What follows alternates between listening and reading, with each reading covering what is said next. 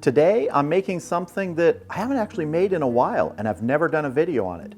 It includes tri-tip, but it's not tri-tip the normal way I do it. Because today I'm doing smoked tri-tip stuffed with garlic mushrooms.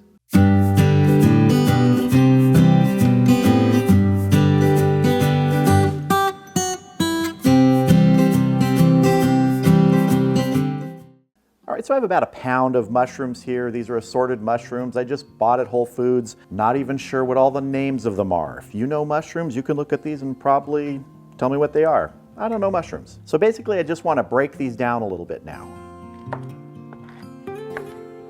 These have been rinsed and dried off. And all I'm trying to do is take the big pieces down a little bit. Knock some of these longer stems into smaller pieces. But this is all good stuff. Just about like that. Clear these out of here. So I've got the cloves from 2 medium heads of garlic here. I threw out the ones that didn't look very good. That was just a couple. So this is maybe 12 dozen. I could count them for you, but 1, 2, 3, 4, 5, yeah, I don't know, 15 to 20. And I'm just gonna take each of these, smash them. People always ask, why do you wear gloves in so many of your videos? Well, 2 reasons. 1, I have to keep touching cameras and it's easier to take gloves on and off and put another cheap pair of gloves on than washing and drying my hands. But the other reason is garlic hands. All right, now I just want to take this smashed garlic and break it down a little further. I want to get all the big pieces and those that didn't smash very well broken down here. So just about like that. Let's head over to the stove. Okay, I've got my 12-inch skillet going here and I'm adding a couple tablespoons of olive oil. Just gonna let that heat up. And we're gonna get our garlic in here now. Gonna saute this a little bit and I'm gonna turn my heat down to medium. Is there anything better than that garlic smell coming off of a pan? You start sauteing it up. Just wanna let these go for maybe a minute or 2 to just start to soften up. All right, we're gonna go ahead and add our mushrooms in. Stir these around. We're gonna add a pinch of salt and pepper mixed together here, cracked black pepper and kosher salt. Might be about a 1/4 teaspoon combined. I'm also gonna add a shake of chili powder. I'm using a Hatch's chili powder. This is, I don't know, maybe 1/8 of a teaspoon. I'll start to develop some color on these as they soften up. I'm going to add a splash of white wine, maybe a tablespoon or 2. I'm going to add about 2 tablespoons of butter. We're going to let this saute for about 5 minutes here, and then we'll check it. Our mushrooms are looking good here. We don't want them to get mushy. This is about 5 minutes now. We're going to go ahead and transfer these to a bowl and add our next ingredient. All right, we're going to add a couple tablespoons of a shaved Parmesan cheese onto here while this is still hot. I want to stir this in so that cheese gets in there and starts to melt. All right, we're going to set this aside and move on to our tri-tip. So really quickly, we need to get our rub ready for this tri-tip. Very simple. 1 tablespoon of cracked black pepper, a tablespoon of granulated garlic, a tablespoon of paprika, a tablespoon of brown sugar, and 2 teaspoons of kosher salt. Just want to get my lid on here, shake it up. We'll also take a whisk to it to make sure that brown sugar is all broken up. Just want to break up that brown sugar in here. Give it a shake once more with the lid. That's ready. Let's get our tri-tip ready for stuffing. So what I have here is about a 3-pound tri-tip, and what I'm going to do to create the pocket for this stuffing is I'm just going to start at the end here. And I'm going to place my hand on the top so I can feel, and I'm going to first start with a short fillet knife. I just want to start working my way into this tri-tip to create a cavity. The shape of it, you're going to have trouble getting all the way down to the end here, but we'll try. Now that I've started with that fillet knife, I'm going to take a larger knife and continue the process.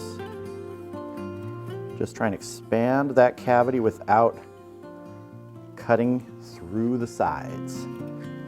There we go, ready for stuffing. So here is the tri-tip with our nice cavity in there. And all I'm gonna do, start spooning in this garlic mushroom mixture. Press it down in there as far as we can get it.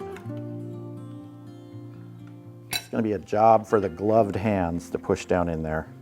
You can use a longer spoon if you need to make sure you get it all the way down in there. Oh, that wonderful, buttery, cheesy smell coming off of this. I like to do this when this is still warm and not cold, because once this goes on the grill, tri-tip cooks so quickly, especially when you've got it opened up like this.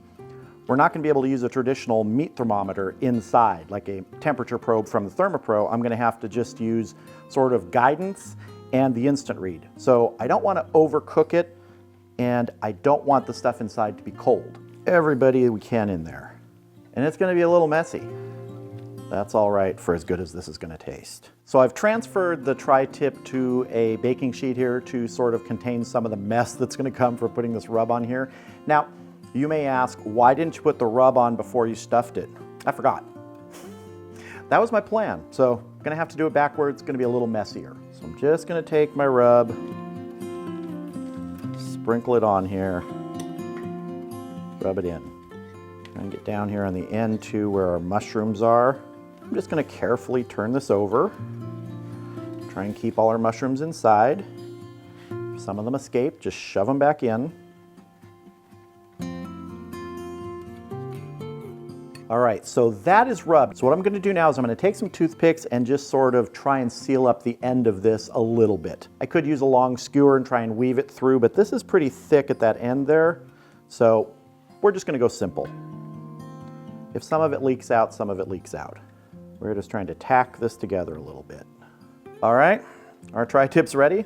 Let's get it out to the Weber Kettle. So the kettle's up to 293, which is normally higher than I use it when I'm making tri-tip. And as you can see, my ThermoPro's in a plastic bag because there's still a chance of rain coming in today. But let me show you how I have the kettle set up today. It's a little different. Today I've got the BBQ Dragon Grill Stone in place underneath my cooking grate. And I've never cooked with this for tri-tip. I've used it for chicken, I've made pizza on it and different things, but I've never used this for an indirect cook of tri-tip. I'm wondering, because there's a lot of radiant heat coming up off the stone, if I'm even gonna need to do a sear on the tri-tip like I normally do.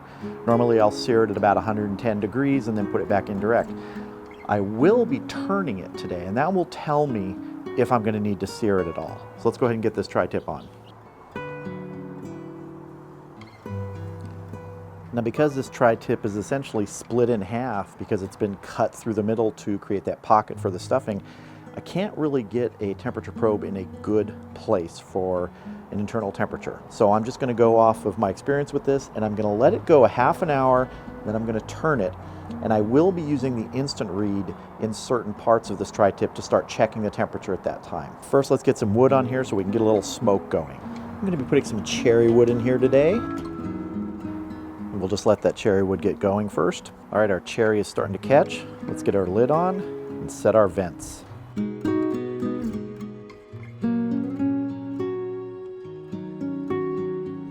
So my top vent, I'm going to be setting it about half open. And my bottom vent, I'm going to be setting to the 2/3 open mark. The kettle temperature that I'm shooting for today is somewhere between 250 and 300. With that grill stone in there from BBQ Dragon, it's really interesting. I'm trying to watch the temperatures with this tri-tip and see how much it will range and how much radiant energy is coming off that to potentially sear the tri-tip. We'll have to wait and see. This is a little bit of an experiment. The internal temperature that'll tell me when the tri-tip is finished is right around 130. It'll probably go up to 135 though. It's a little tricky when you're cooking a stuffed piece of meat like that. So I'm gonna do the best I can here today. Bring you back in about 30 minutes when we're gonna turn this tri-tip over. All right, so it's been 30 minutes. The kettle temp's right around 295, 293. It's been holding right in that 290 to 300 range, which is good. So let's check our tri-tip and turn it and see how we're doing. Looking good there. Just gonna use my tongs and a hand. Don't want to lose too much of that garlic mushroom stuffing. That's looking pretty good color-wise. As you can see right there, we're getting a nice little sear on this side of the tri-tip. with this BBQ Dragon Grill Stone. I don't think I'm going to need to do any direct grilling over charcoal. Now let's do a quick check for temperature in a couple places, just to kind of give a guide. I'm going to check down here where I know there's not really a pocket at the end here. And of course this is going to be higher, and that's showing 132, so that's actually done, this smaller end, which usually happens, it cooks quicker. Let me check up here. Yeah, we're showing some good temps here. I think we might only need about 15 more minutes. Tri-tip is one of those cuts that could cook very quick in a higher heat environment, and 300 degrees is, you know, it's not low and slow. All right, let's get our lid on and give this about 15 more minutes. All right, it's been 15 minutes. Let's check our tri-tip. And I'm just gonna give a spot check because at the temps that it was showing last time, it's almost certainly gonna be done. That's looking good there. See if I can get a little bit over here. Yeah, we are looking good. All right, we're gonna go ahead and get this off, get it inside, let it rest for just about 5 minutes, and then we're gonna slice in. All right, here is our finished smoked stuffed tri-tip. Now the first thing I want to do, even though it's not 100% necessary, is I want to remove these toothpicks. I'm going to be cutting from the sort of the center section here, but I want to get the toothpicks out of there. I'm just going to pull them down through the bottom here. We really didn't lose that much in terms of the stuffing, so I'm pleased with that. But now, let's cut into this. Now the grain on the tri-tip is running this way right here. It turns a little bit right here. Tri-tips are like that. I just want to get in there with some of that stuffing and see. Now, do I expect it to all stay and packed in? No, I expect it to sort of slide out. I didn't make a dense stuffing with a lot of binder, a lot of cheese or anything like that. That's not what I like.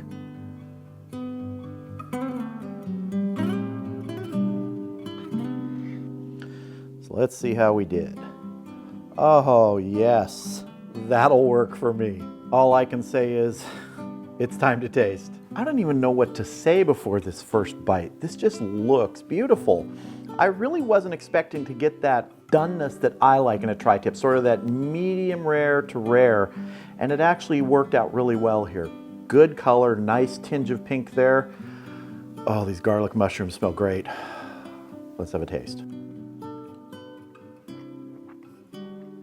You've got the rub on the outside, you've got a hint of that cherry, but let me tell you, the flavors from that stuffing permeated the meat. That garlic is just everywhere in this meat. It is wonderful. Mushrooms go great with beef, but there's something about tri-tip. I've never stuffed mushrooms like this in tri-tip before, and I gotta tell you, I'm gonna be doing it again. If you've seen enough of my videos, you know that tri-tip is probably my favorite thing to cook. And I gotta tell you, smoking it out on the Weber Kettle using that BBQ Dragon Grill Stone stuffed with garlic mushrooms may just be my new favorite way to make tri-tip.